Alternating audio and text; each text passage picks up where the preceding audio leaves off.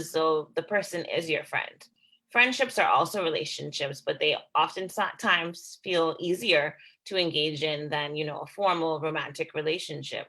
But the truth is, if you're really in a healthy relationship, that person should feel like your friend. And the same way you can talk to a friend about just about anything, you should feel the same way about a partner. Trust. Are you both cool with spending time apart from each other? Do you feel secure about the relationship? Do you have faith in each other's decisions? If you don't really have trust in a relationship, then that means that you definitely are probably not engaging in a relationship that's healthy for you.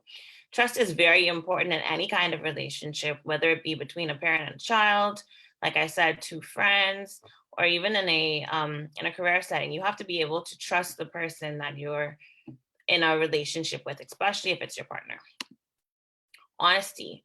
Do you both admit when you're wrong? Do you both feel like you can tell the truth? Do you talk openly about your feelings even when it's hard?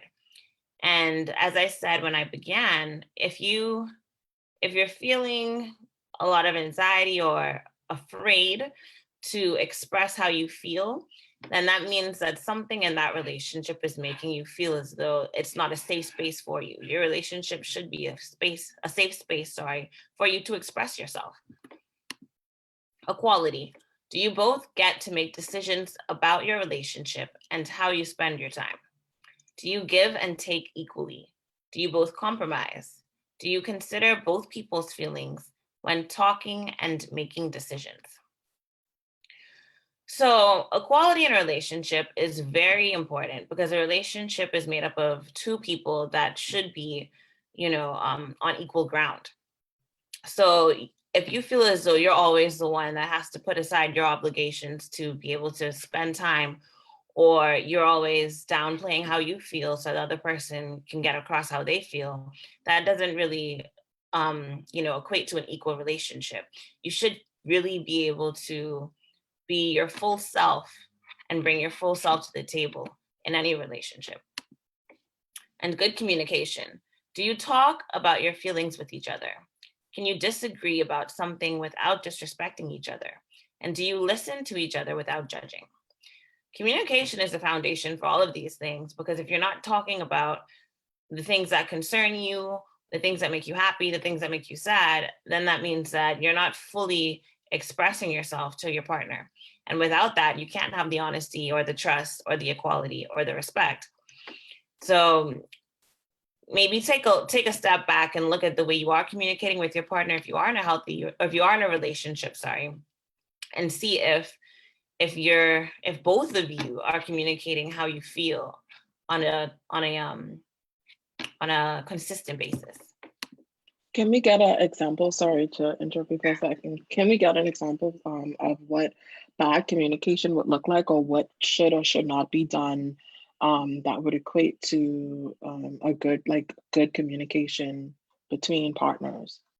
So bad communication, I think a classic example that sometimes I guess we can all be a little guilty of is when, for example, especially during texting. Texting is a form of communication that sometimes makes it hard to interpret exactly what the other person is saying. But if you've ever been in a heated text conversation, or, a conversation where you're really trying to get your point across, or maybe you might have a lot of emotions that you don't know how to get across, sometimes you'll find yourself either writing out very angry messages that aren't necessarily getting the essence of your message across, but instead it's like jeering at the person. Someone, yes, you want to make sure that your aim is that the person understands how you feel. So you need to make sure that you're explaining your emotions, not displaying them, and that's a big difference. Also, I think that's very important. Yeah. Also, another part is no communication at all. Sometimes we completely shut down and expect that they should know how I feel. If you don't explain how you feel, then, most people can't read minds. So it's very important that you explain your feelings, you explain your emotions, and you explain how something made you feel. And you can do that. A good way to do that is to practice using I sentences. So I feel upset when, when we don't communicate, and I would like to see this happen because I would like this relationship to work out.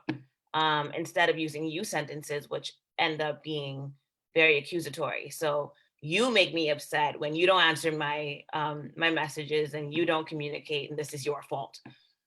And that doesn't make for good communication. Did I answer that correctly? Yeah, you did. And it made me think of like on the other side, I think sometimes we talk about what we want instead of like just sitting back for a moment and listening to what they're saying and what they're wanting to see if what you are like, because sometimes what both of you want might be the same thing. It's just that it's not being sent in a way that both of you, or interpreted in a way where both of you understand, that you're able to come to like a common ground or something like that. So yeah, you did answer that very well. Thank Very you. important just now. Big part of the most important part of communicating is listening, because if you're not listening, then you're missing the whole point of what the other person is trying to relay to you. And a lot of the times, as you just said, you're saying the same exact thing in different ways. Okay, so what if my relationship isn't healthy? So what can you do if you realize that, your relationship might not be one that is a healthy relationship? So it's important to remember that no one's relationship is perfect and people do make mistakes. But if you feel as though you're being treated badly, you probably are. You have to listen to your gut.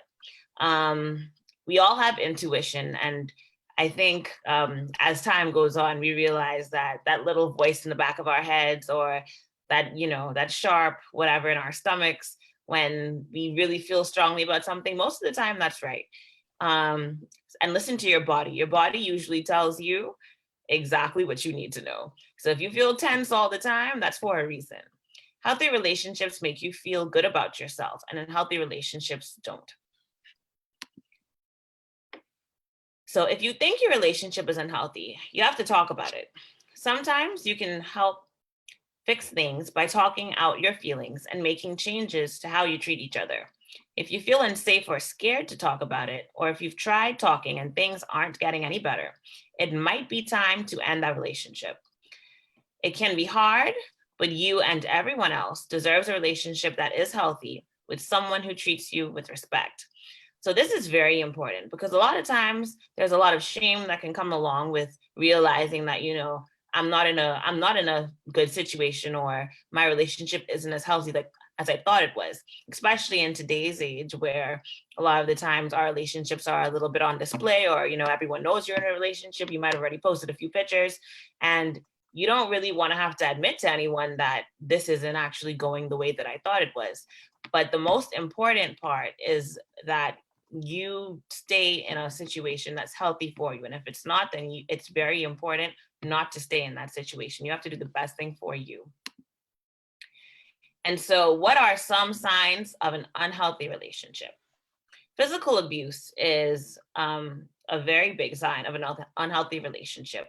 And that takes many forms, such as hitting, choking, pushing, breaking, or throwing things out of anger, grabbing you too hard, or blocking the door when it's time for you to leave. It's abuse, even if it doesn't leave a bruise or a mark. So that's very important to remember, that abuse does not have to be physical.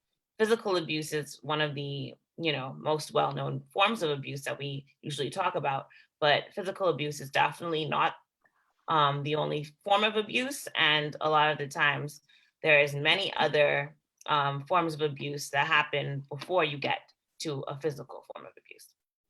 And I'm going to go through those now. So verbal abuse.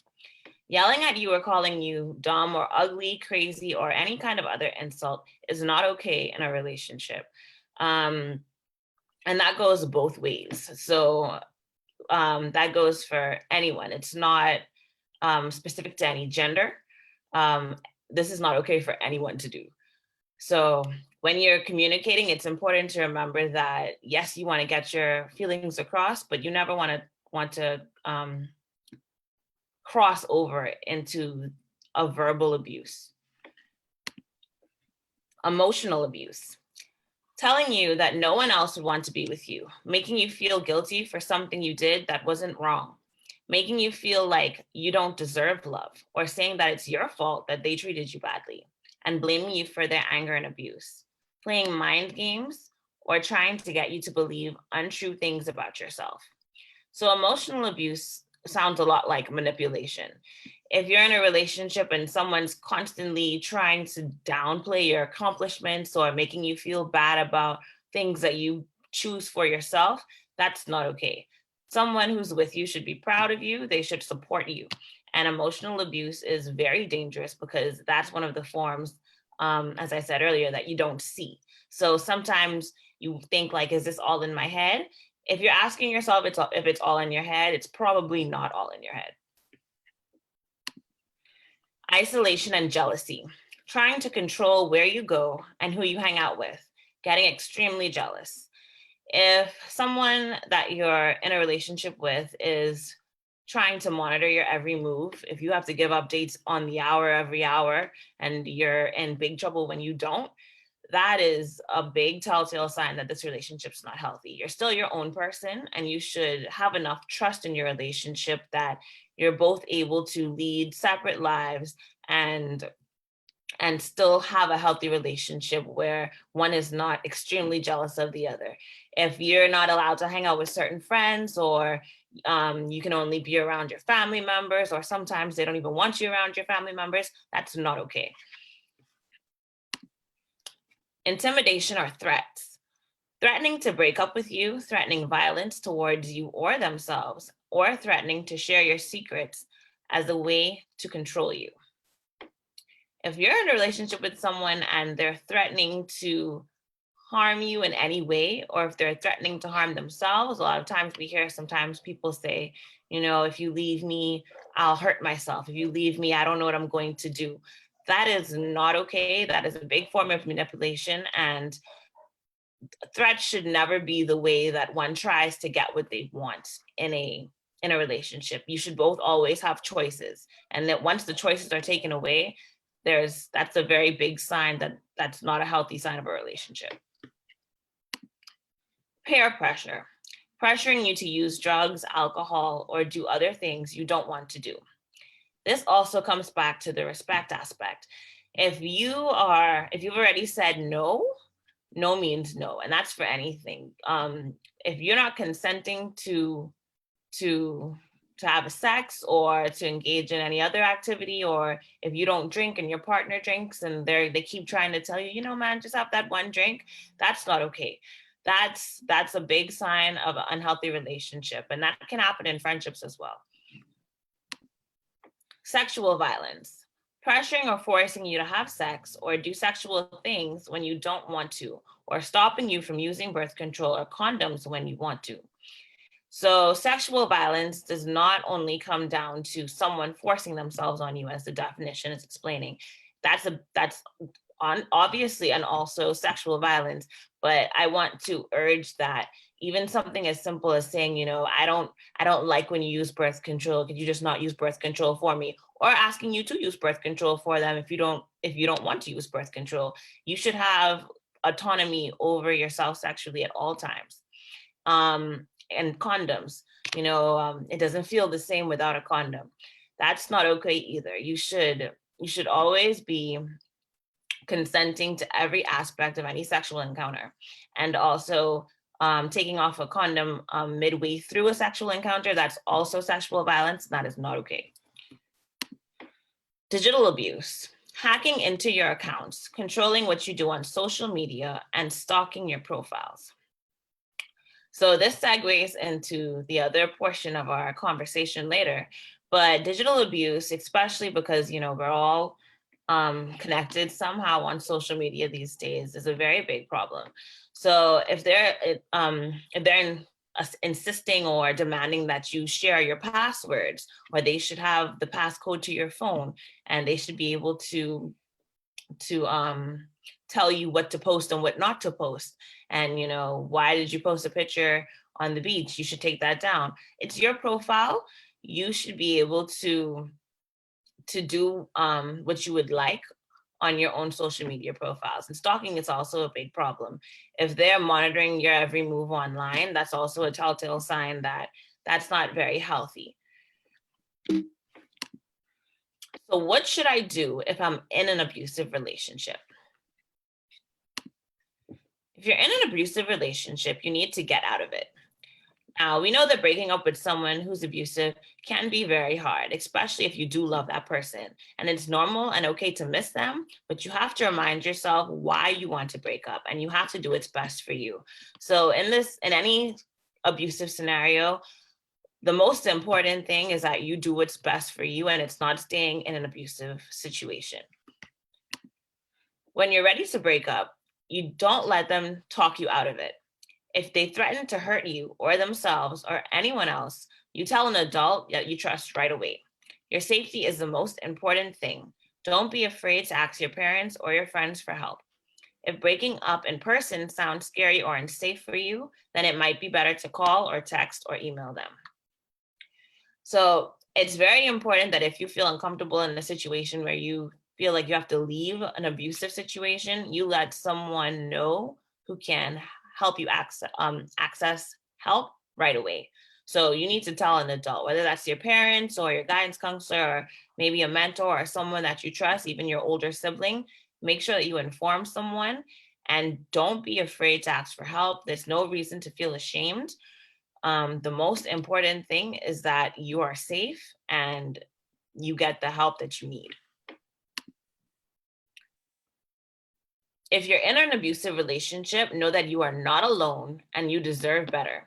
Abuse is never your fault. It's not right for anyone to hurt you, make you feel bad about yourself, or pressure you to do things that you don't want to do. Everyone gets upset sometimes, but talking about it is a way to deal with problems, not hurting each other or putting yourself down. So if you're in an abusive relationship, like I said, there's really no need to feel the shame that often comes along, or to subscribe to the stigma. You're not alone and you deserve better, and people do want to help, and it's not your fault. So if you're in a relationship and you're not able to deal with your problems by talking them out, that's a good sign that you probably need to take a step back and assess the situation. And it's important to know that hurting yourself is not okay, and you shouldn't be putting yourself down. Everyone's worthy of healthy, respectful relationships. And that's the end of my presentation. Does anyone have any questions?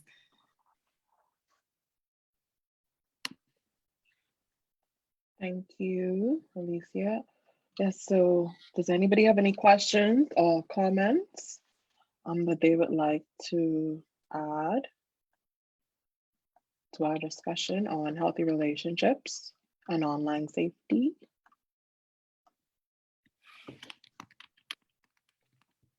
If not, or if you are still typing them up, we can answer them later on. But right now we have Taitu. Are you ready for us, Taitu? Hello. She was here. I didn't Sorry, know. no, I am here. Okay. I was having one long conversation with clearly myself. Oh, wow. I'll let you take the floor. Hi, good afternoon, everybody. Thank you so much for having me. Allicia, good to meet you. Meet you as well. Now I can put name to face. I met Maria the last time. I just want to welcome everyone and thank you so much for joining. I am going to talk. I missed your presentation. I only got the tail end of it. So I'm really hoping I'm not going to repeat. I realized that you spoke quite, based on what I saw, you spoke a bit about navigating abusive relationships and how it can be used online. I wanted to, let me ask two questions before I jump in so that I don't repeat. Did you talk about online safety, like for instance, grooming online and how that can occur? No, I didn't touch on that. Okay. Did you talk about general online safety in terms of just even protecting digital footprints and what, or no? All right, so I'm good to go then. Great. I'm not going to try and speak too long because I know sometimes Listening can get a bit boring. I'm hoping that we can have a good, fulsome discussion afterwards. What I wanted us to get into is really grooming, and I want to pay attention to grooming because it's so prevalent, you know, especially among teenagers. It's the kind of thing where hardback men, much older men, take advantage of teenagers because they recognize that the teenagers may not really know about the world, enough about the world yet. I'm gonna put up, Alicia, is it possible for you to make me a co-host briefly? I'm just gonna put up one quick slide on grooming. Is it still here? Yes, it's still here. I'm not gonna. Oh, I was muted. Okay, yeah, sorry, you are now. Okay then, let me get to it.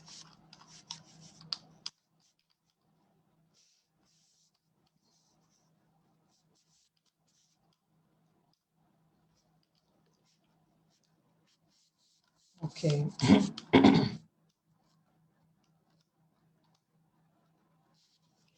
So I really wanted us to really think about grooming and what sexual grooming is about. It's not the fancy grooming of getting yourself ready and putting on makeup if you like makeup, or putting on the kind of clothes you want. It's not that kind of grooming at all. It would be nice if that was only it, but sexual grooming is far more serious. It's basically when someone builds a relationship, builds trust and an emotional connection with a child or a young person so that they can take advantage of them, essentially manipulate them or exploit them, and eventually to sexually abuse them. Children and young people who are groomed can be sexually abused, exploited, or even trafficked. If at any point, by the way, anybody wants me to clarify something, just raise a hand or put it in the chat box, and then Marielle, if you can just give me the nudge, I'll get into greater detail. So anybody can be a groomer. Unfortunately, most of the time they're men, but they tend to be much older than the teenager, 10, 15 years, 20, 30, 40. It can be any age, gender, or race. It can be any sexual orientation as well. But the most vulnerable groups so far have been girl children or young women. Grooming can take place over a short or a long period of time, from weeks, months into years. What also happens, and what makes grooming so difficult, is that the groomers, or let's call it a predator, um, builds on a relationship with that young person's family and friends to make them seem as if they can be trusted, that they're trustworthy, and they have some kind of authority in the household or even among the community members. So unfortunately, based on what we know in data, most of the predators are known to the children or the young persons involved. Um, and they tend to be um, a teacher, a coach, a pastor, a community leader, a youth leader. So it's usually somebody who has some kind of position of authority. So they gain trust by becoming their friend or acting as a trustworthy friend of the child or the young person's parents, and acting like a mentor, or by convincing them that it is a loving relationship, loving in quotation marks, because there's nothing really loving about it. They're targeted for this kind of relationship. And predators can gain control over the child or the young person by coercing them, by forcing them, by blackmail, by threatening or guilt tripping them into sexual activity. And when they finally succeed, they can convince the child or the young person to keep it a secret and not let anyone know about the abuse that is happening behind closed doors. Now, the grooming has about 6 stages. The first one is targeting the victim or targeting that child or young person. And they look for a victim or a young person to target because there are certain things that they're actually looking for. They're looking for what is vulnerable about that young person that they can actually target them and abuse them in the long run. What is it, that their family is poor? Is it that the family the family situation is not a happy, it's not happy, it's not a happy home? Is it that it's a single parent? There are various things that a perpetrator or a predator will look for to see, okay, that girl child or that boy child is vulnerable to being, is vulnerable, and therefore he can take advantage of her or him. Sorry That's the to first. interrupt you, Yeah, Taitu. yeah, There's man. like a shuffling sound coming from your mic. I don't know if it's because of your, just so you, yes, just so you're aware. Okay, then let me see. Is it? I wonder if it's because I have on the earphones. Maybe. Yeah, it's just a If short, it it's makes a like, difference. yeah, just so you're aware. Yes? Thank you. Yeah, Is that that's better? much better. Much better. Yeah. It's the earphones. Um, the second one is gaining the victim's trust, and not just the victim's trust. Let me not use the word victim. Gaining the child or the young person's trust, and this is done not just with the child or the young person, but with the family member as well. You know, and this is what they do. They take quite a long time. They study the child, study the young person, figure out what their needs are. If it is it that they need a drop off or a pick up from school, then they get to know the parents a little bit longer, a little bit more, get the parents to, you know, feel comfortable with them. So when they offer to pick up the girl, or offer to drop her home, the parents say, sure, we appreciate the help, da da da da, and so on. They can also, financial means is also one of the things that they use a lot. If the family, for instance, has financial challenges, if they're poor, or even if they're not, but they might just have some financial challenges, the predator will use that and offer help in some form or fashion, whether it is paying for school books, whether it is paying for tuition, those kinds of things. They might do it directly with the parent, or they might not. They might just do it directly with the child or the young person as well. You know, let me help you with your schoolwork. Let me help you with your school books. Let me help you get phone credit. Let me buy you a phone. Those kinds of things they will use. And so that can be quite a problem. The third one is feeling a need. And this one also happens, what the predator will look for is, what does the child need that is not available in the home? And so it might be something like, if the home is not a loving home, then the child needs or wants to feel loved. If the home is very, let's say it is a home that already family members are experiencing domestic abuse and violence is already there, then that child might be stressed and, you know, emotionally already very, very vulnerable. So she may want to feel as if she needs to talk to somebody else who would be supportive, who would have her ear to listen to. So those are the things that the predators will look for. So it fills a need that is already existing in the child or the young person. So the fourth stage now is isolating the child or the young person. And this is where, after the trust has been built, both by the child or the young person or the family member, they will then be in a position to spend more individual time with the child or the young person, and continue to build a relationship and let them feel, you know, that they're very special, that they're loved, that there's this one person that is looking out for them. Um, this is around the time where they start making inappropriate comments, or they may just do, you know, inappropriate touching, you know. They may start telling the girl that, oh, her body is so beautiful, you know, you're so special, you know.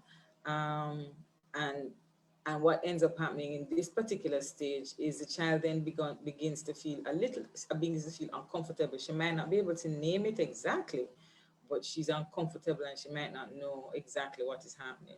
And if she says something, because the trust has already been also built with the family members, she's not, she may not be easily believed. Oh no, man, Uncle Randy would never do something like that, you know. So at that point now, she's alone. She's nobody around her that she might be able to trust to talk to about what she's uncomfortable about, right? And it is at that point now where the problem with this kind of sexual grooming is that, because emotional connection has already been established, she feels conflicted. She don't know what to do. It don't feel right, But at the same time, the person is helping her, the person has established trust, the person is nice to her. So she's wondering, maybe, you know, I'm not so sure. So it's a very emotionally uncomfortable experience that she's having, because what he has managed to do, it has got her to the point where she doesn't trust herself, right? And it's not an easy situation, especially when you're that young, right? Um, so she feels isolated. And it is at that point then he takes a step further and then, you know, makes more advances towards her. He try to have sex with her against her will, you know, which is rape basically.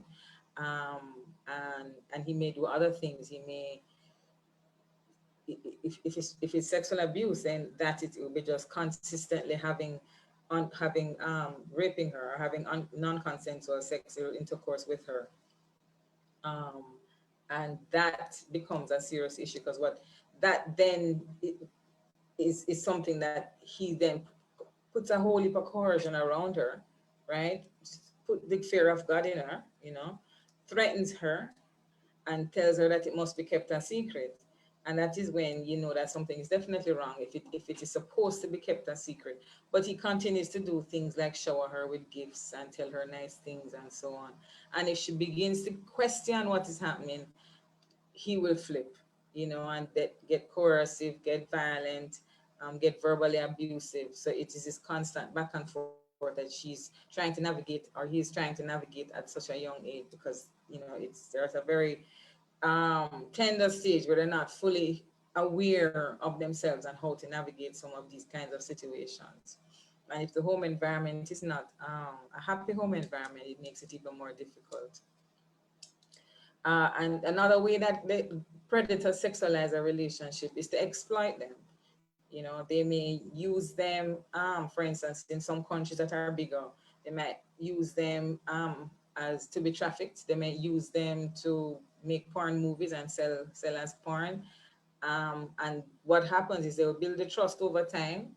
So, oh, let's go in and we're gonna spend the day at the hotel, at a hotel, for instance, and carry her to the hotel. She thinks she's having a nice, wonderful time. She have this big man and this big man lover.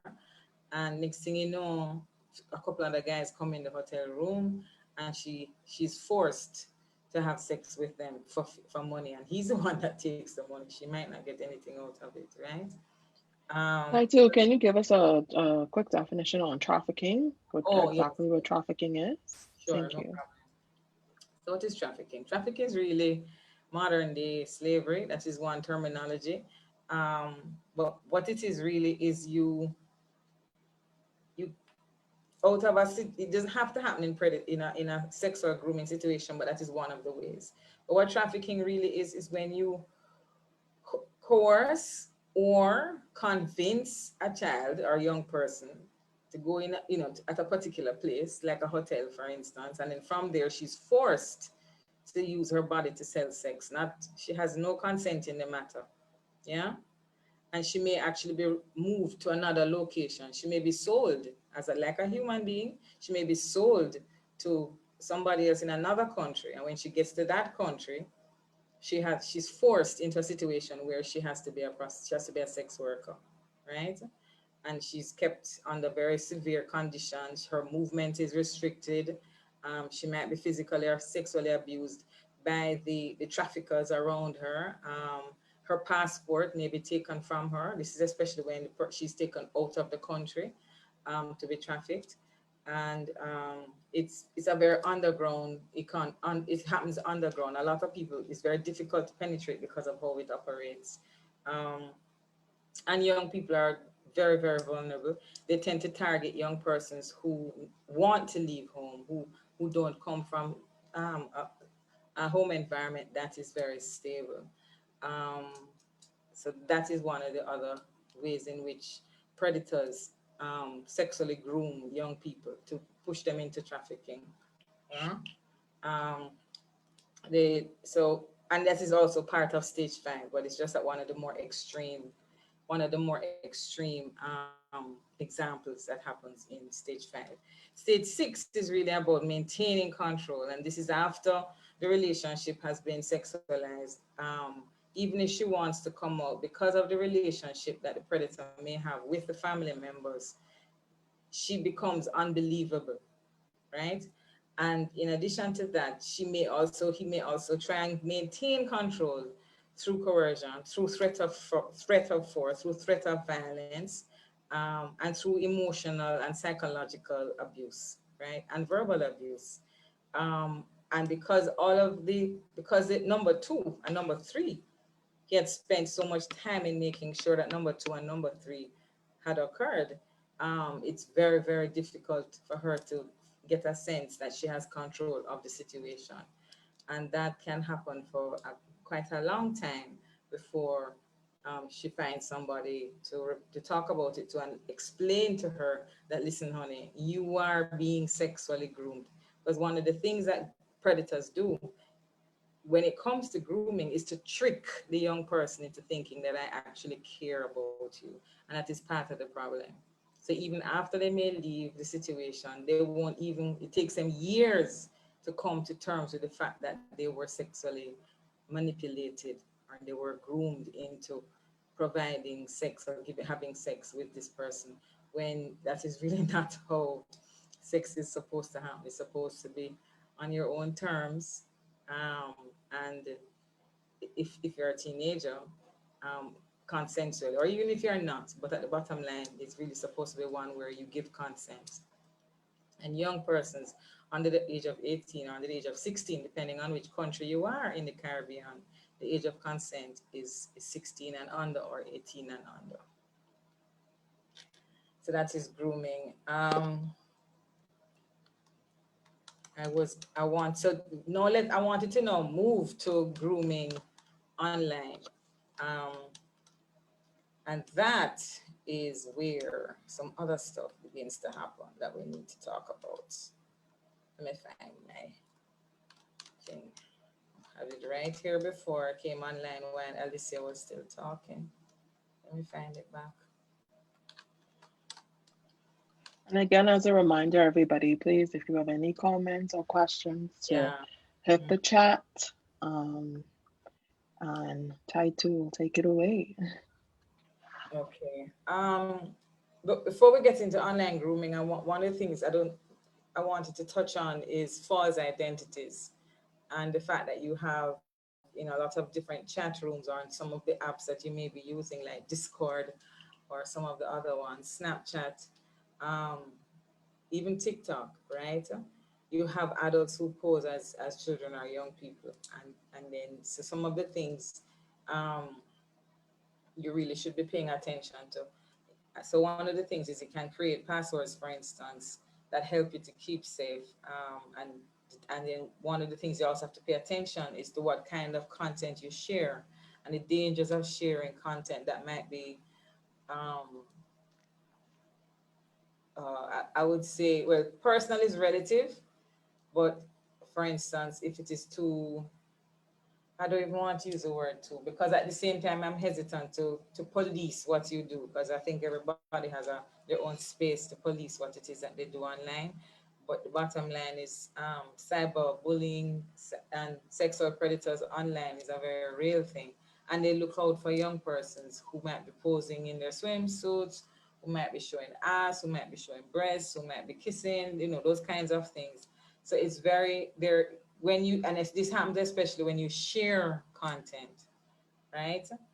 If you're in a relationship, sometimes you have to be very careful on how you share content, because you might be in a relationship with somebody now, and 2 years down the line, you may not be in a relationship with that person, and he can still use, or she can still use that personal content. So like, if you're in an intimate situation and you've taken half nude or semi-nude or full nude pictures with your partner, and you share it with that person, he or she may have access to that afterwards. So those kinds of things you really have to think about, the future, not just in the present, in the moment in which you might be sharing that content with your partner. But you have to think about in the future and what happens, because once it also goes online, it stays there forever. And there are things that you have the rest of your life to think about. You have your profession to grow into. You have, so all of those things are important to consider, which I'm going to get into a little bit, but I really do want to spend a good amount of time on online grooming. I'm afraid I only have notes. I don't have a PowerPoint, but um, so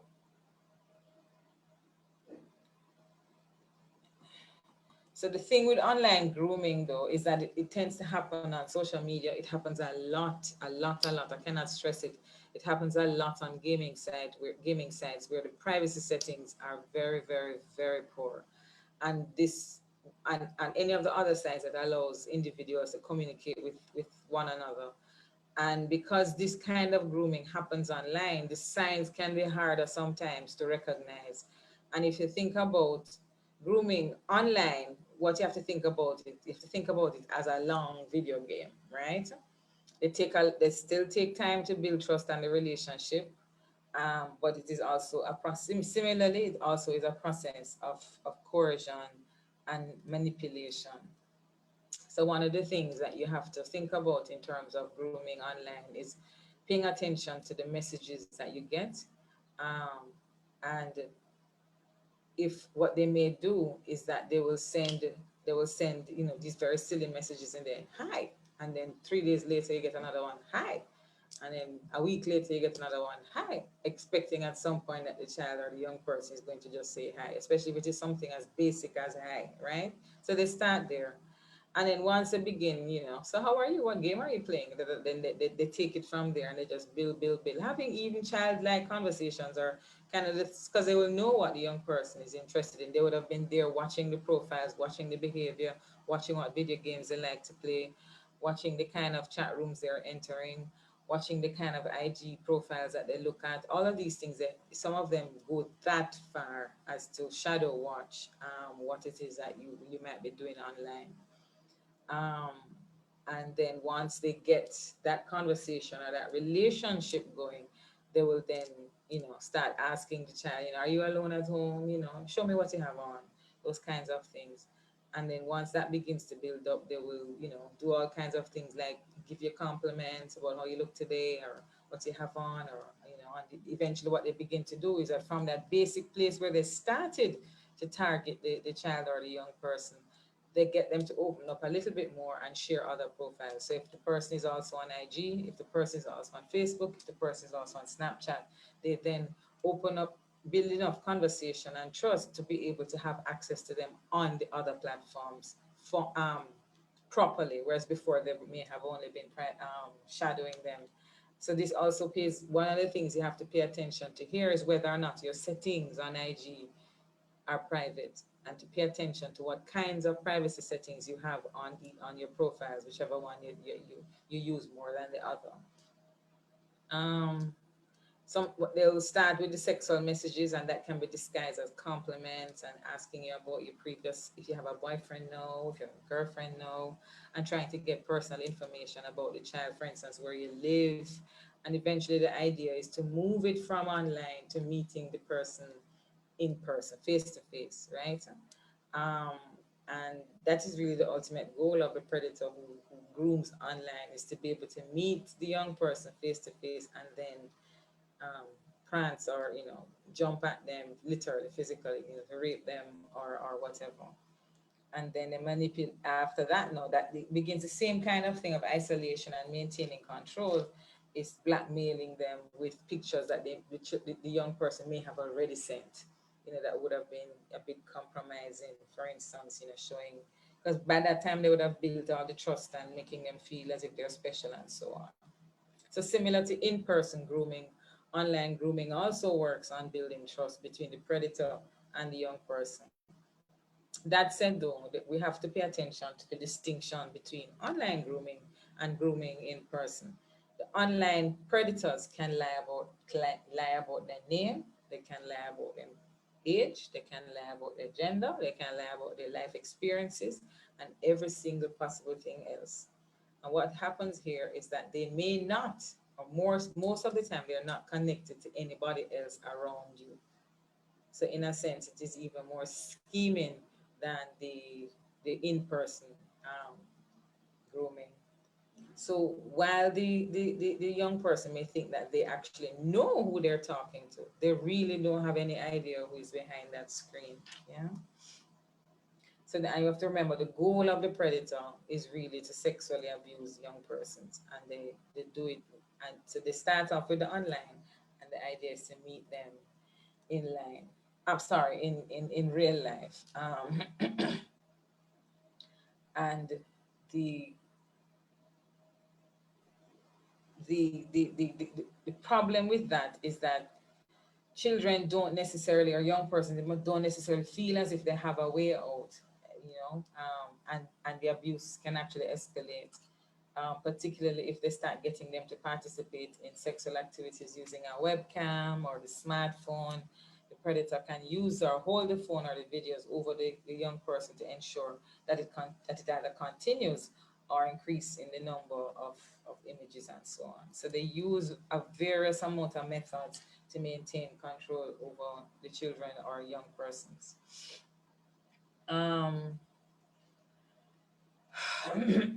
So how then, I mean, we're not in this space now, but one of the things that we see that happens with predators, I mean, not the predators, when they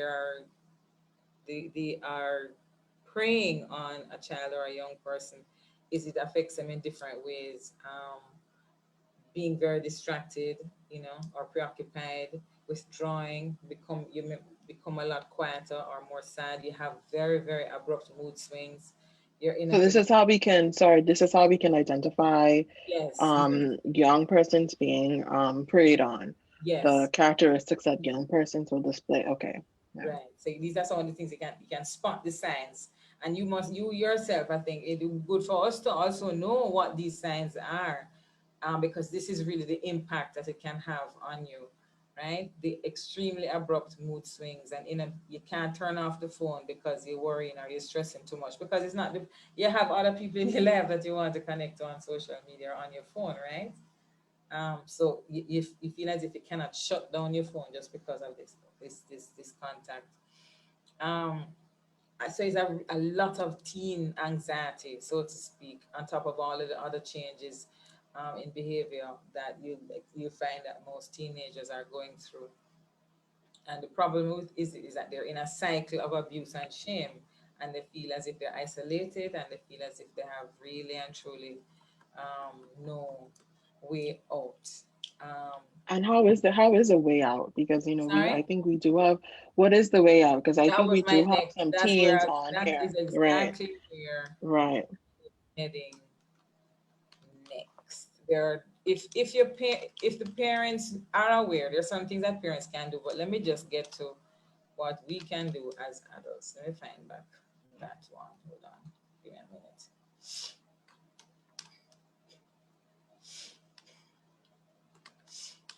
Where is it? Give me a minute. I just had it here.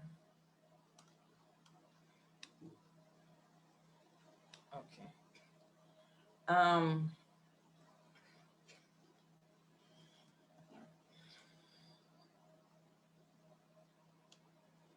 One of the first things you really have to think about is who you're telling, who you're going to tell. It's not an easy conversation to have, but who you're going to tell. And you have to then start doing things like you have to change your password. You have to open up and talk to an adult around you that you can trust about what is happening. Um, you have to also pay attention to you really have to pay attention to your settings on your phone or on your tablet, your location settings on everything, all of your apps. Make sure that your location settings are off. um, so they will even if you decide to pull back and not communicate, they know where you are because they've already connected with you. And the internet has gotten so interconnected with so many other different apps. For instance, Facebook and IG are the same owners, right? Um, and WhatsApp. So there's that interming, those three, for instance. So if you can keep your location off, and when you're posting your pictures and so on, don't identify where it is. I mean, sometimes it does it automatically. Can goes to show you how challenging it can be. Um, Importantly, if you get caught up in that situation, you will have to talk to somebody. You're gonna have to tell adults around you. You're gonna have to find a way to report it to a counselor or a social worker or the police in particular. Um, Most legislations, not all, have legislations sexual assault legislation that covers offenses against the Children's Act, I believe, or the Child Protection Act, they will have provisions that deal with cyber cyber safety, including grooming and so on. I know that Trinidad, I believe, just amended their legislation on grooming, the provisions on grooming to include online grooming. Not other countries in the a lot of the other countries in the Caribbean has not caught up with that yet, but it can be covered under the Cyber Crimes Act. Um, Another thing, which is in a sense more preventative, don't tell anybody where you don't know, that you don't know, where you go to school or where you go to after school, right? Especially online. I know this is very difficult because I'm sure a lot of us have already shared our introduction, our basic information, what school you went to, what high school you went to, um, and your likes and your dislikes and so on. And there is a very thin line between, and it's generation as well, between what young persons in this generation will share online vis-a-vis, say, what myself or somebody else in their 40s like me might share online. Yeah, because you young persons tend to communicate a lot more online. You only don't answer on the phone when people call, it's WhatsApp or Discord or something else, so that is a reality out there. I wish I had extremely good news about sexual grooming and online grooming in terms of, other than making sure that you talk to who you need to talk to about it. There are, once it gets reported, then the IT department, if there's such a department in the police, they can then deal with it and have your computer locked down, have the various devices shut down. You get a new phone, you change the settings. All of those things can happen once you come forward and admit that this has been happening to you and you didn't realize until it was too late, etc., etc. Um, so that's really it for sexual grooming. I don't know if you want us to end there. We open it up for questions. I have more on how to be safe online, but I think I've spoken enough and I need some water. So let me leave it there and let's have a discussion, I think. And then we can go into other stuff a bit later if necessary. Sure. Um, Alicia, I don't know if you have any comments or would like to provide any input on online safety portion of what Taitu spoke about.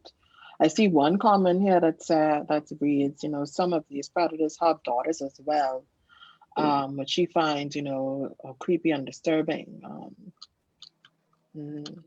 It's very creepy. Maybe let me touch on a little bit on the safety part.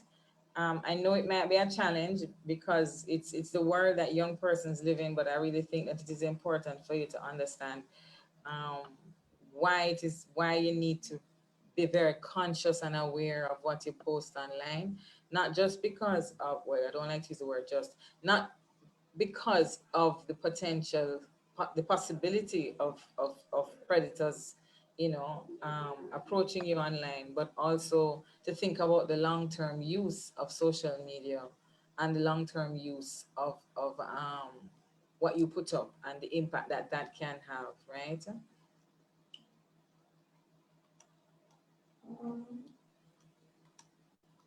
And that, I believe, is super, super important, right? Um, So what I mean is that in a sense, you really have to protect your future. If you want to get a job, if you want to own your own business, if you want to go to university, if you want to apply for a scholarship, everybody will look at your digital footprint, so to speak. What have you left online? Yeah. And what have you done online? If you leave a mess in quotation marks, it will be available from now until the end of time. Right? So you have to think about those things. I'm going to show you a picture. I think you know her too, Some of you might very well know it's who, right? Just a quick picture here. Anybody recognize this woman here? This one right here? Oh, Miley Cyrus. Miley Cyrus, okay? She's a celebrity. Maybe she don't care. I don't care. I think, I don't have any judgment on this picture. but you have to think about the long term, right? If you're whatever field or endeavor you're going into. So for instance, somebody else years later, like I'll give you a very practical example. My office just put out, not just about 2 months ago, had put out an advertisement for um, a new employee to my department. And we got in the CVs and we got in the job letters. And one of the first questions that was asked, Ms. Heron, did you check out their digital footprint? So I had to go on IG, I had to go on Facebook, I had to look for them to see what it is, what they had, left out there, because employers and banks and they're doing it more and more to assess in their view the the the the personality or the image of a potential employee or a potential business owner and a potential professional. So those are the things you may not be thinking about it now, but you may want to think about what is the impact of this particular image that you're going to put up 5 years or 10 years from now. Do you want all of your business on the road or on social media? Not having it on social media doesn't mean it didn't happen. So you can go to a party and have a wonderful time and carry on and walk up and twerk, do all of them things if you want. But posting it isn't necessarily going to help you. So having the likes and the validation from your friends now may have value in the moment, in the present moment, but it may have a negative impact a lot later. It's something I also am conflicted about, I'll admit, because I really don't think that it is fair to judge people on past behavior. But I think I need to also be real and say that, if it was up to me, I really wouldn't be paying attention. I go look on the CV, look on the job description, look on how they perform in the interview and so on. But not Agree. everybody else is going to be fair in that way. They are going to judge you based on what they see on your digital footprint. So that's Ag- the thing that you have to bear in mind and decide for yourself if and what you're going to do and how you pay attention to your image and your personal branding, because like I said, it is completely for the rest of your life. Yeah. I agree. And I know in some instances, some organizations, they look at what you do, and depending on what role you decide to take on, that becomes the face of their organization. Exactly. So I mean, for one, I wouldn't try to, dictate how anybody lives their lives. I just, the thing I go by is like, if I want to post this, will I be happy about it? Like, am I happy if whoever sees it? If I'm happy with it, then I have to say within myself that I will accept the consequences of post or what this photo might bring or the perspective or how it may be seen to other people. So Mhm. I think just keep that in mind. This life is long, and just be true to yourself. And if you post something, post it for you. Don't post it for other people, for them to get you know likes or shares or whatever for that wow factor. Post it because you want to post something, not because of what other people may think, but also know within yourself that it will be seen by other people and will be interpreted as such. So you have to be happy with that consequence, basically. Yeah, That's what it is. Yeah. true. One other Alicia thing. did. Sorry, Mm-hmm. my bad. Go ahead. No, I was just seeing if Alicia wanted to say something. I know she turned her video on for a second. I didn't know if she wanted to say something. But continue, Taitu. You said one thing, another thing you wanted to say. You know, Alicia, you're going to come in and say something? I just want to let her know. No, y'all were covering everything. Very thoroughly. I'm okay. Okay, then. Okay. So, but one last point before I go to the next slide. Um, and that is that another thing, and this is from my own experience as well of working in HR committees. One other thing that unfortunately that they pay attention to is oversharing of pictures of yourself. So if your Really? Facebook, yes, if your Facebook picture, Facebook profile or your IG profile has nothing but pictures of yourself all the time, like, oh, this person is vain, this person is narcissistic, this person don't care about nobody else except herself or himself. This person has no sense of community. This person is not a They're team getting player. all of that from one All of profile. that. I kid you not. I kid you not. And this is Wow. 6 years of working in HR committees. If you have too many pictures of yourself vis-a-vis pictures with other persons, they judge you. So Wow. all of that people that love take selfie breaks it. You take selfie in about 10 different positions. Take selfie when you eat breakfast. You take selfie when you eat lunch.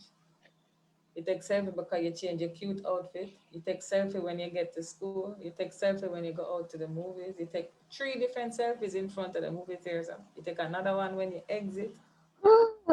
I So, know for one, I might do that, but I ain't gonna so post I on know, it. but I know people that do that. Adults, big hardback adults, not just young people. So, but I kid you not, HR looks at it. Oh, this person Wow. vain. This person For is me, all of that says to me is just yes, yeah. to live how Alicia is you like, feel, what? because it's ridiculous. They It's will assume ridiculous. anything. They will Completely assume anything. ridiculous. I agree. But it Live how happens. you feel. I just all I can tell you is what I get. And even I will say, but does it really matter? They look and they judge. So what I have to tell you, unfortunately, this is how part of the world of work is. Quite frankly, if you go into your own business, it does not matter. But not everybody is going to go into their own business. Some people will choose to work for others, right? So these are some of the things that I'm going to leave with you to think about the the too much selfie, well, not too much, but what may be perceived as too much selfie taking. Yeah, so that is something to watch as well. Let me go right back into the online general online safety. um, where is my thingy? Here we go. Mhm. Okay, we had spoken about passwords, but one thing you have to go back to, this is now general safety. Don't share your passwords, make them secure, have at least 8 characters, always mix up the capital and the lower cases, include one number, a special character. Don't use the same password for everything. Change your passwords from time to time. Like for instance, I change my passwords every new year, right? Um, that is important because you have a lot of persons who are really good at hacking and really good at figuring out stuff, right? Websites like Facebook, Instagram, Tumblr, FaceTime, IG, all of those things. You have to also pay attention to typing words and posting them to these kinds of sites is like talking in public, literally. Yeah. So when you post photographs, it's like appearing in public. So you have to really also pay attention to your personal settings and that they're safe settings for someone within your age range. Yeah. Um, because once it is out there, it's not something that you can actually um, get back, right? The other thing, of course, as in relating to grooming, is that some cool person who you might be chatting with that says he or she is 15 may actually look like some cranny 60-odd-year-old man, and you don't know. So you really, so we're, so, and if that in conversation continues along the line, like I was speaking about it, online grooming, you know, even if you don't, even if it doesn't get that extreme, you don't give out your address or agree to meet anyone that you don't know in real life, even if it is by an association, like a friend of a friend, a friend's brother. Don't do it, especially if they're the only person you tell that you're going to meet. You don't tell anybody else. Same thing, don't share your school information with anybody who you don't really know, and don't share where you go after school either, right? You might be wondering, you know, am I being extreme? No, the predators are out there, and like as I had said before, you know, you have to really be careful. If you do get, if you are being bullied, for instance, by someone who is in your same age range, save the evidence. So the good thing about living in this digital era is that you can save the messages. You know, you can screenshot, you can save them, and you can show the conversations to somebody who can help you. Right? You need to do it, even if it is just minor stuff. When I say minor stuff, like say you and this, you and a guy, you and a guy might be talking, or you and a girl might be talking, and next thing you know, you get a dick pic out of nowhere. And like you just didn't see it coming, and that's offensive. You can handle it in that moment and block the person immediately, but say something before you block them, like that's completely wrong or inappropriate, whatever, and then you block them. But save the evidence, right? Um, if it is somebody that you think you like, but you just find that they're being too forward or inappropriate, then you have to put them in their place, and pay attention to how they communicate with you to see whether or not they really are worthy of your attention. Um, so you're gonna have to, when it gets to that point, if it's bullying or somebody who is trying to groom he or she online, you have to speak to your parent, you have to speak to your teacher, you have to speak to some kind of if there's a guidance counselor at work, at school rather, or a principal or a coach. So you have to tell somebody, and having the evidence is really a good thing to have. Again, let's go back to what we do when we are online, whether it's Facebook or IG or Snapchat. Try your best to not engage in. I know this is hard. Social media can also be a very toxic environment. I still experience it from time to time. The name calling, being mean to others. All these kinds of things will come back to you at a later date. Again, because people trace it and say, oh, this person, this is how to speak to people. You know, if you share personal information or personal stories, be willing to take as Mariel had Mariel, say your name for me, please. Marielle, you said it right. You were right. Mariel. Be aware that you have to be comfortable with sharing it. So if you're bearing your soul about something, you have to realize that it will come with consequences. Not everybody online is going to be supportive, especially on IG, where you might have a lot of people, persons will follow you who you don't really know very well in person. For instance, about a week ago, there's this person that we follow each other on IG, and we just met last week for the first time, and we've been following each other for 2 years, Wow. right? So those kinds of things, you have to be very clear that if you're going to share a personal story, that it may not it will not get the support from everybody, and some people will have nothing good to say. So you might regret putting it out, right?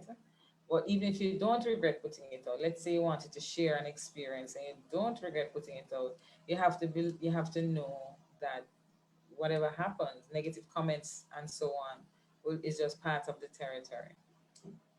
Um, Come, 1 minute, please. You go on. All right, later. Leave the key on your back box and get. All right, we'll do. Thanks. Cool. So if you text, chat, or post something, it can be shared with others that you don't intend to share, it with you. And one of the things I see young people do, like, the screenshots, oh God, oh my goodness, so those kind of things you have to be concerned about. When I was a teenager, you gossip, you use your mouth and gossip, Now screenshot is the thing to gossip. So those kind of things you have to really and truly be careful about. And um, one more thing that you need to try and avoid is sexting, right? And sexting is usually when teenagers will share nude photos via the cell phone or other devices, right? And this practice has really serious consequences. It is illegal. That's the first thing. It's actually illegal. So you shouldn't be sending nude pics or sexually suggestive photos of yourself or anyone else. And if you do, even if they are of you or you pass them along to somebody else, you can be charged with producing or distributing child pornography. You're under 18. So you might think you're doing something quite innocent, right? But one, it is dangerous. because then somebody else might get upset with you later on and they're going to share it with everybody and shame you, right? But so if you keep them on your phone or on your computer, or if you keep them on your phone, especially let's say it's two teenagers having a thing, they have something together and they're sharing, they shouldn't do it, you know. Sound a bit harsh, but you know, distributing or pre-producing pictures of yourself and others one under the age of 18 is actually child pornography. Yeah. The non-legal consequences of that kind of thing is that it's emotional damage, right? And reputation damage as well that can come from having intimate photos of yourself go to a friend who can later become an ex-friend or can later become an ex-partner, ex-girlfriend, or ex-boyfriend. So not only can they send it around, but it can be distributed and archived online somewhere else for money. For instance, you have all these porn websites that have pictures, right? Um, so sexting is, yes, you gone again. You really taking the watch now? Brethren, I'm sure you're going late.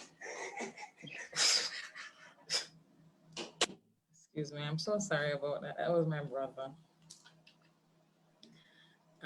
Did I have my camera on after all this? Did I have it? Yes, you do.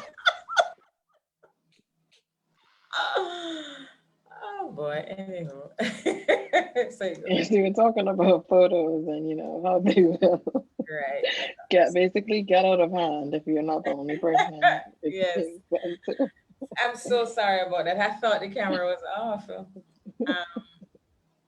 So, the sexting can be done on any media sharing device, right? But teens have been convicted of child porn distribution.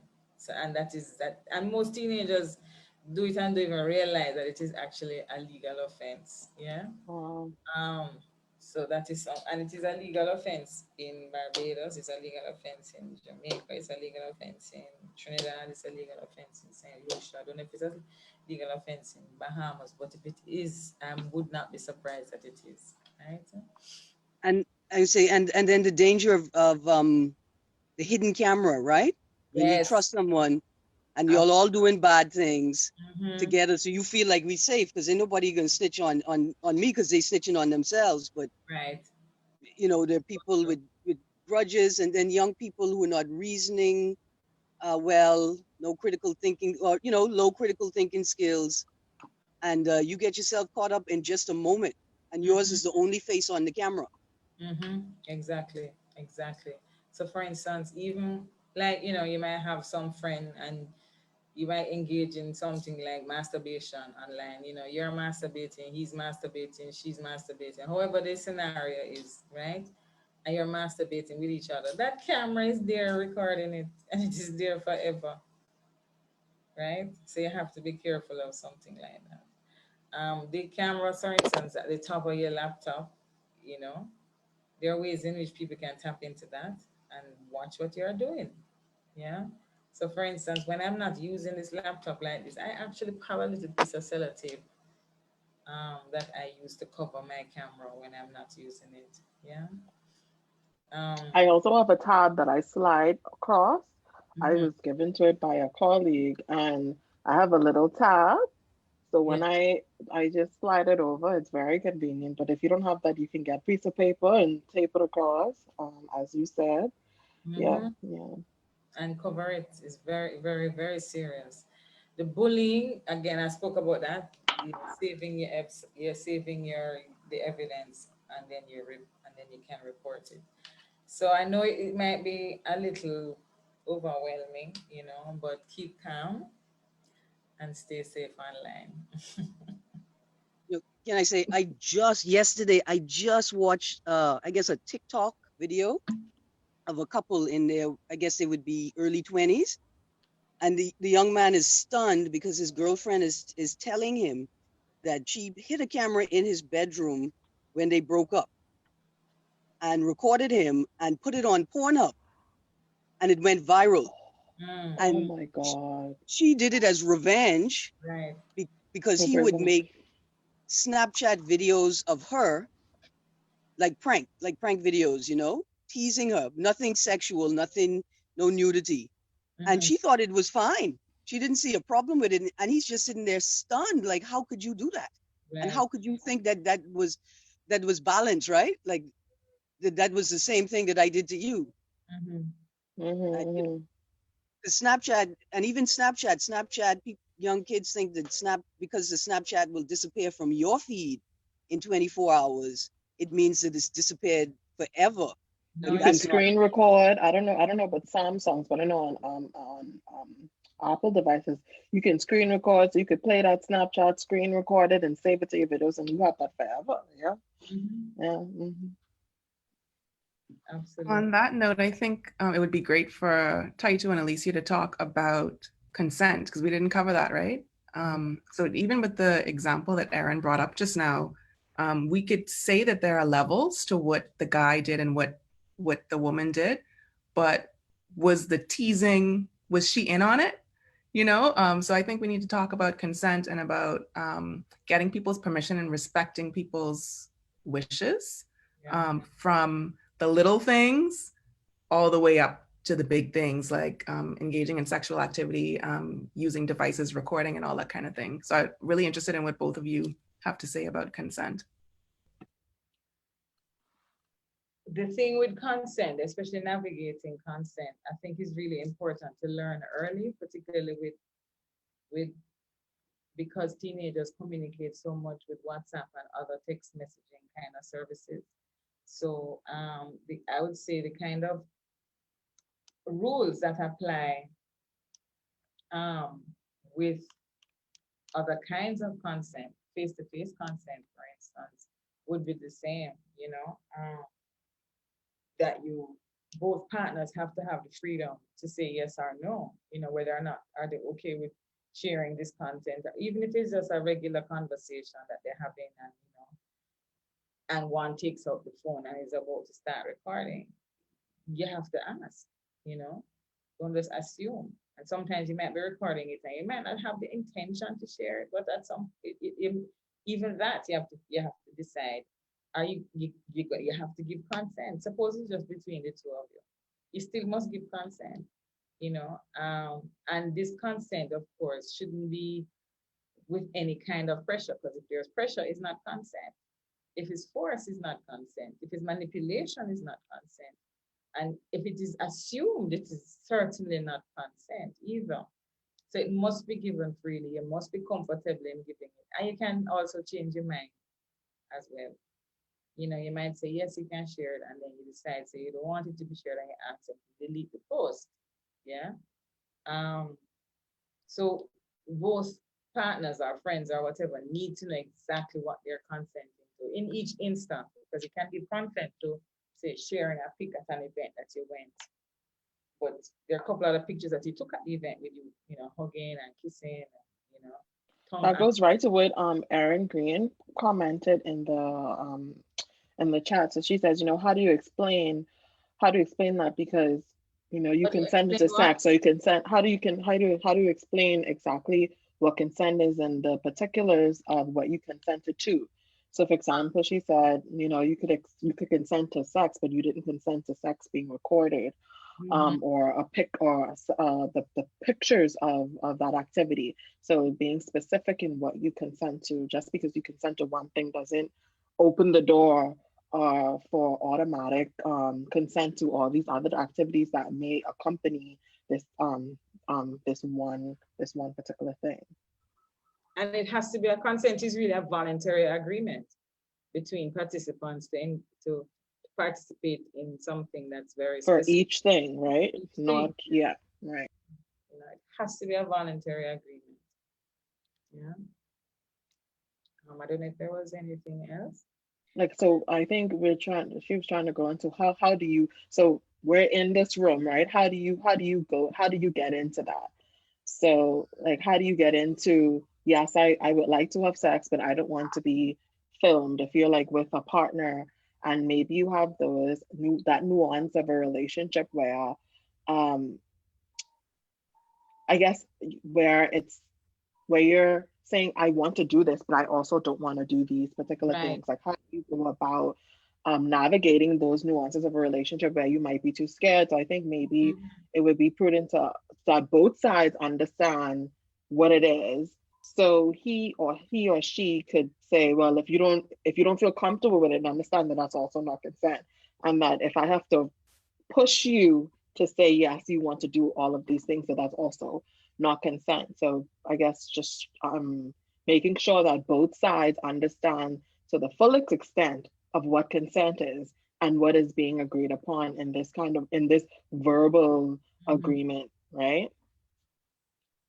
I think what's important also to add to what you just said is that consent is really a conversation, you know, especially, and it has to be an ongoing conversation about different stages and phases of sexual activity, especially if it may end up sharing stuff online, you know.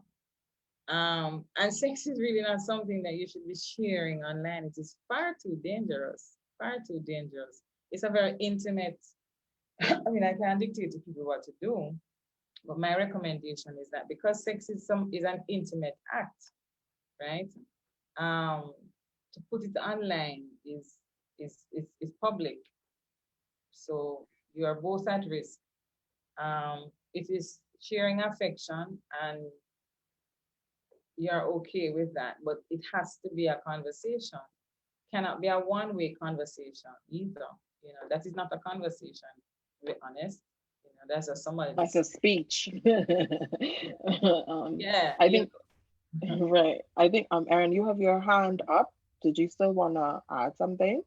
Yeah, I wanted to say, I think it's even more than, it's not that it's more than a conversation, it's broader, right? Like it's a state of being that that you, the individual, that every space that you're in, you're aware of the space that you occupy. You have spatial awareness. You're aware of the proximity between you and other people. And so you're constantly aware of how you're engaging people, and constantly asking yourself, right? Like, what are the boundaries of this engagement?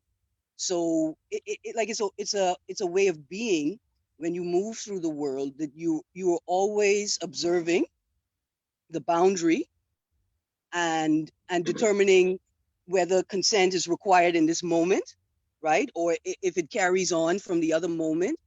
But I wanted to also add that that sort of state of being can be uncomfortable to other people, because then it requires other people to be aware of the space that they occupy, right? And so I found that people can get annoyed by that you're constantly making sure that this is okay, right? Like the space that we occupy, the how we're carrying the conversation forward, that this is okay. And so it requires like a communal shift in behavior, and the way that we see each other and the way that we engage with each other. I think it's also very important that we understand what boundaries are, and what is a boundary for me may not be a boundary for somebody else. So communication is also very, very, very important. So in this particular case, like what we're talking about now, might be just interaction that young people might be having with each other in expressing an attraction towards somebody else, you know, and that attraction might be building and they're having conversations online, but you still have to be clear on what your boundaries are. And then if you're already sexually active, you still must be clear when, how, etc. you're going to have sex. If you're not sexually active and you're in an exploratory phase where you're not so sure when, or you're not so sure with who, that still has to be based on boundaries, because it's something that you have to do in a way that is informed. At each step, you know, so you want kiss right yourself. You know, so that you want your breast to be touched right here. You know, you don't want to go below the waist. That was mine when I was a teenager. Between 15, 14, and 16, I said, all right, kissing to waist. And then when we passed 16, I said, all right, I'm going to go below the waist now. And I was Stages. I think it's also important to understand, right? Right? But you have to know, especially if you're not sexually active yet, what you're going to take on and how you're going to navigate it. So sometimes we don't learn these things from our parents. You learn by trial and error. You learn by mistakes. You learn when somebody has passed a boundary, like, oh, I don't feel comfortable right here. I don't like that. And you may not have said something, but if it happens again, you say, all right, I need to say something now. I didn't feel comfortable before. I don't want to do this. On that same note, right, I could say, because you mentioned how where you might not know what your boundaries are at that beforehand if you're exploring, or even if you're well and deep and you happen to do something again, right?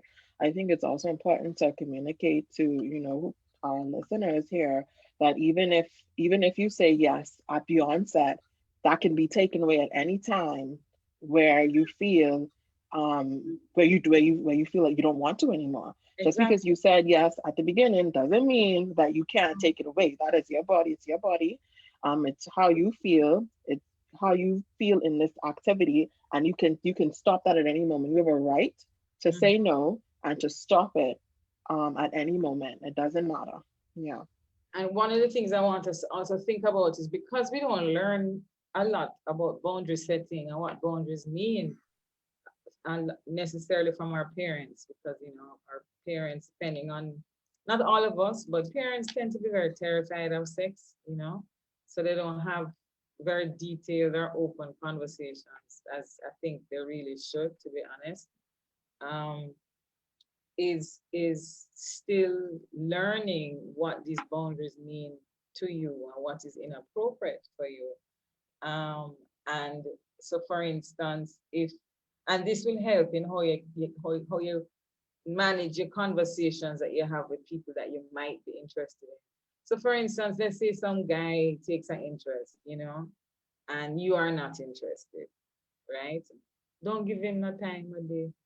Don't give me a number.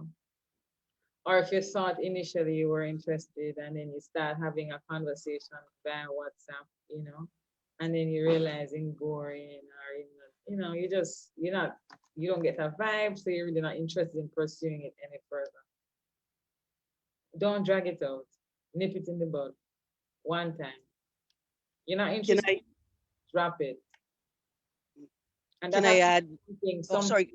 sorry, give me a second. That I find is something that teenagers have a hard time working through because they're worrying about the other person's feelings, and they're concerned about their reputation, especially if it's some a peer, or somebody who's a friend of a friend. They want to be liked, so these things might matter to them. So they're afraid of not, not showing that they're really not interested. And I think you have to find a way to really just be clear. And I think clarity is what I would stress. Very clear. No mixed signals, no LOL after something. No, somebody say, no, I'm busy, LOL. No, no, no, no. If you really want to be understood and be clear, or be, made clear, and it is understood that you're being clear, avoid emojis that can confuse what it is that you're trying to say. So no smiley emoji, no LOL. If forget it. If you have something very clear you need to say, no put no emoji or no LOL beside it to soften the landing. No, say what you have to say and done.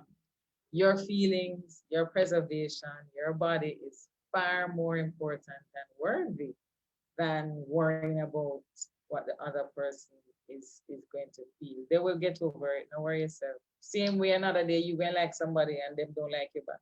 You're gonna have to get over it. I think that practical aspect where you talked about, because again, we do have teens on, right? That being very specific of what you do in these situations, and understanding clearly how this applies to their everyday life and their everyday interactions Mhm. with their peers, and adults who they should trust and be able to explain, or you know um talk to about their feelings or things like this. Aaron, I don't know if you had something Sure, I was more gonna to add. Yeah, you mentioned about body language specifically, and how communication also includes that. Yeah, I so Aaron. Mm. um I'm so glad I waited for you to finish, Taitu, because exactly what you said. We encourage people to be very clear and concise, right, about their boundaries and about what they want. But at the same time, on the other side, we should not rely on clarity and a clear verbal message, right? We should be very aware and reading body language to determine whether, even though somebody is saying yes, they may be uncomfortable, even in their own yes. And I've had a couple of experiences, where people have said, oh, there's been a clear yes. But I could tell by their body language that that's not really where they they didn't really feel comfortable in that space. And so that's my cue to sort of back off. Like, okay, I know that you may want to be here, but you're not sure how far you want to go, or you may like me and you said yes because you don't want me to not like you. But reading your body language lets me know right away that I shouldn't take this any further than where we are right now. Even if we're not sexually intimate, but we said that's what we're going to do, is, don't take it any further. And even if I see somebody, they're taking a step forward, but I feel like they're uncomfortable, I tell them it's okay, we don't have to go there, Right. And this space right here is fine. I am enjoying this just as we are. That is maturity, though, to be honest. I was just thinking the same thing. It's complex because you have to be aware of that other I person's think about where I feelings. was when I was 16, gosh. It's complex. But, I think you have to start early though. I think you have to start early. My suggestion is that you use texting, whether on WhatsApp or any of the other text messaging services, to practice boundaries. And if you're communicating using the internet, right? If you're WhatsApping or talking on social media, it's even more important that you're able to clearly communicate. And I think not feeling comfortable with talking about what you want or what you don't want is probably an indication that you're not ready to participate in those kinds of activities, because you have to be able to be clear about, yes, I'm okay with going to the beach. No, I don't want to go in the water. I just want to be on the sand. Yes, I want to go in the water, but only as far as my waist. Like, you have to be able to communicate these things. You don't want to go to the beach and cause someone to drown because you force them to come out in the deep with you. There's a great video about consent. I'm sure everybody probably has seen it by now. The one about consent is like tea. Tea, yes. So you're offering your friend tea. They say they want the tea. You make the tea and they're like, no, I don't want the tea anymore. Are you going to force them to drink this tea? So it's the same thing. If you're in a space together and you've agreed to do something and maybe you try to change it up a little bit, and the person, like Erin said, might not feel comfortable with telling you, I don't want to do this, or that's too far for me, but you can kind of see in their body language that they're closing off. They should be responsible for themselves to be able to communicate to you, but you also have to be responsible as someone who's engaging them to be paying attention. And we see this a lot with little children, right? Like little tinies, and we're forcing them to go kiss grandpa and hug this person and hug that person. And a lot of times they'll comply, but you could see that they don't want to do it. So they're like going to hug the person, but they're like this, and it's like, you're clearly forcing this child to do something they don't want to do. And as we grow, we sort of learn to cover that up a little bit, but I don't think we cover it up perfectly. There are usually little cracks, there are little signs. And when we talk about consent, we talk about it being enthusiastic, not this reluctant, like, okay, if you want to do it, then I guess I'll do it. Or I'm doing it to keep you in a relationship with me or to increase my chances of being with you. You have to be able to say, I do like you. I want you to like me, but I don't want to do this particular thing right now. Maybe later, but right now I'm not comfortable. And it's hard to do. It's really hard to do, but your responsibility is to yourself first before it is to any other person or to a relationship that you think you want to have. And I think we started this off talking a lot about like dangerous stuff and things that go wrong, but I wonder if we could just take it back a little bit for someone who is 14, 15 years old, they like someone. What is the right way to go about talking to that person? How do you know if there are red flags? Sort of like when you're going through the motions, you know, when you're very early days, Well, what should you be looking for and what should you be doing? the parents should be monitoring, and I'm one of those parents. I don't want, you know, you have to have access to your children's phones. You know, I know some children don't want to hear that. Some young people don't want to hear that up to a certain age group. But I think if they start pretty young, like 12, and I noticed that a lot of young persons are starting very early in terms of when they go online, you know, from as young as 12. Well, when they're that young, they need to have parental controls to control the messaging, and also some access to some of the apps won't even be possible unless parents do it on their behalf. But if you are a child, if you are that 14-year-old, how do you, How do what's, you? Oh, yeah, okay. what is a Well, safe way if you're 14, you know, however old, in that teen early stage, what's like, how do you activate that space I, safely? well, there's so many different assumptions we can make. If they have unmonitored access to devices, um, that is to me is a bit concerning. And if they're only 14, that is very much concerning because it means that they're quite vulnerable. But be that as it may, if they're going to navigate a conversation, one of the things we have to think about is they really have to have an understanding of what the boundaries are, what consent is, that there are predators out there. And even though they have to tell an adult if something is happening, if some kind of conversation is happening with a friend that they're not comfortable with, and get that adult to really help them to nip it in the bud. Because sometimes while they might be uncomfortable, they don't necessarily have the words to say what they really need to say. So I think it is very important that there is a clear channel of communication between teens and parents. It's not always there, unfortunately, because as we had said before, you know, adults are terrified of anything possibly sexual. You know, they expect teenagers to stay asexual until they're ready to get married. I don't know, assuming they want to, I don't know. But I don't know if I answered that adequately. But if someone is 14 and having conversations with a peer, and the peer might be asking them, you know, what size bra do you wear, for instance? You know? But like on the safe side, I think like what Alicia said, you know, how do you prompt, or maybe Alicia Rolle as well, we could add Sorry, into how this do you as what? well.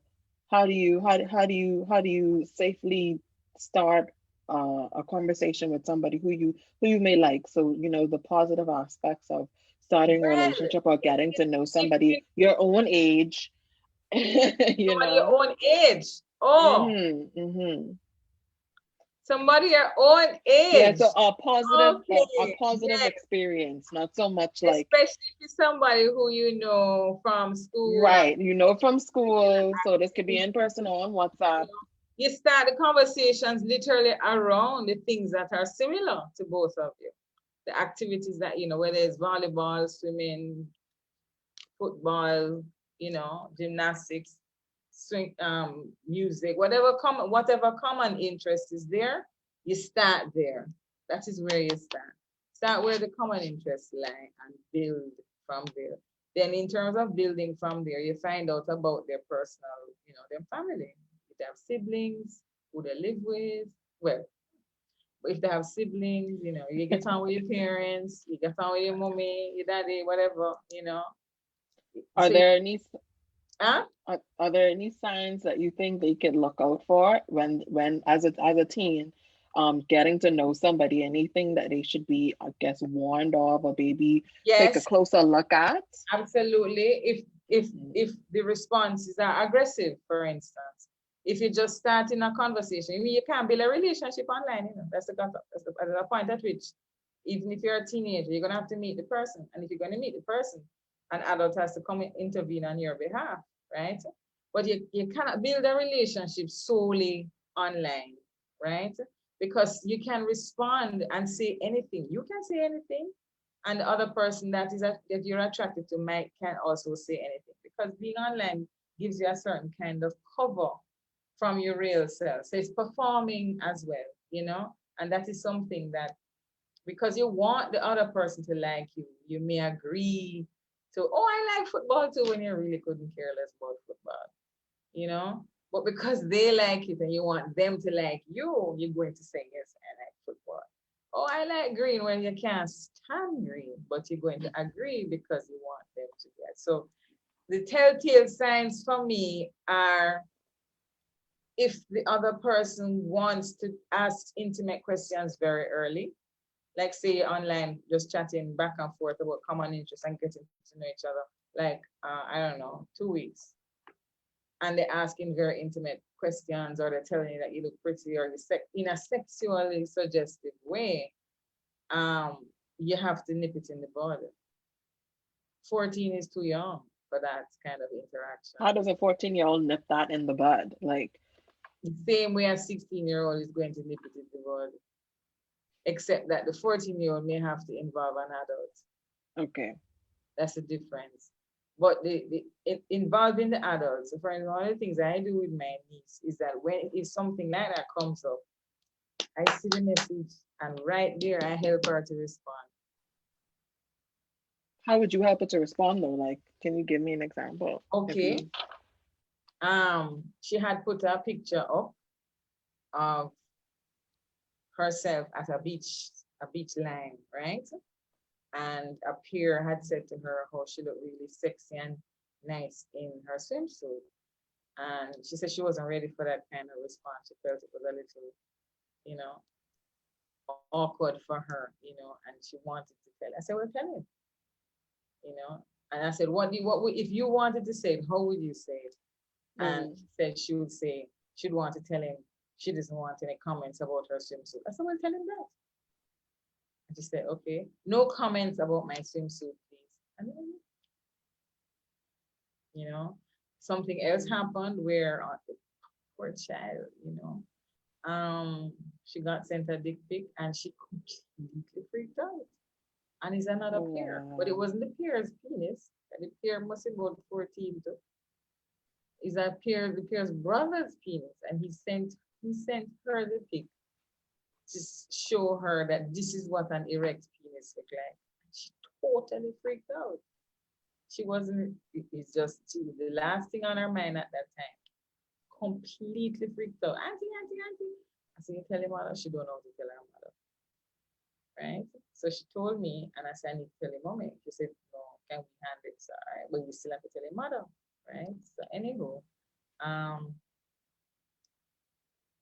I said, you need to tell him that it is inappropriate and it is illegal, and you're going to block him.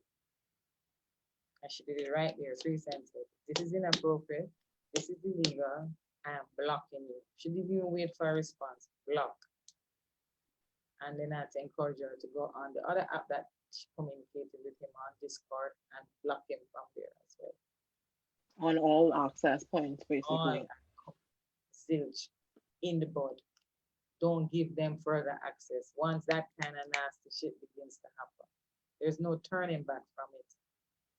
And the boys also have to know, since in her case it was a boy, that it's inappropriate behavior. So it's not a matter of just block him and you deal with the situation on your side. You have to let him know that he has crossed a line. And you have to help the youths, the young people in our lives, to know how to manage these kinds of conversations. Because sometimes they genuinely just don't know. And we really have to help them to navigate those kinds of boundaries. So once it moves into sexual comments about their body and so on, and they're still young as 14, nip it. Thank you for providing that. They have to slow it down. We're coming towards the end now. I'll just ask if anybody, or Allicia or you, Taitu, if anybody else has any more comments, that they would like to make before we wrap up this session? Any last words? I don't know. I don't know if anyone has No? Any else. questions? You mean you can just say like all the other stuff this I just wanted Anybody? to say that I Okay. really enjoy this session because sometimes you are not really conscious of it. So now I have the opportunity to sensitize myself and be more aware in dealing with situations and to identify situations. So I really thank you for this session. I think this is something that you don't even learn in school. No. So I think this session was very enlightening. Thank you. Thank you, Thank Roshana. you. Thank Thank you. you so much for commenting. Thank you. Yes, we have some great speakers and some great conversation and dialogue, and we hope we can all go back and kind of educate, continue to educate ourselves and our peers around us, so all of us can learn and grow together to be more aware. Because I think that's what it is, right? All of us being aware of ourselves and of other people around us, so we can be better human beings, right? So thank you so much again, Taitu. Thank you, Allicia. And thank you everybody who joined in, who made comments, who just listened. And I hope you had some great information to take back from this session. So yes, Allicia put in the chat some other sessions that we have going on. There's no event tomorrow, but on Monday there is an event with Aaron Green, who was also very active in our discussion today on masculinity and the LGBTQ plus community. I just would also invite everybody to look at the Facebook page, our Instagram. All of it is Equality Bahamas. Again, another session again on Tuesday at 6 p.m. Women in the Workplace. Okay, and all of the links to register for these events are again on the Facebook page, Equality Bahamas, and can also be found on the Instagram page. Thank you so much. Please share, and we hope to see you guys in the next session. Thank you so much, and have a great afternoon. Thank you so much for having me as well. Thank you. Enjoy the rest of your day. Bye. Thank you. Bye-bye.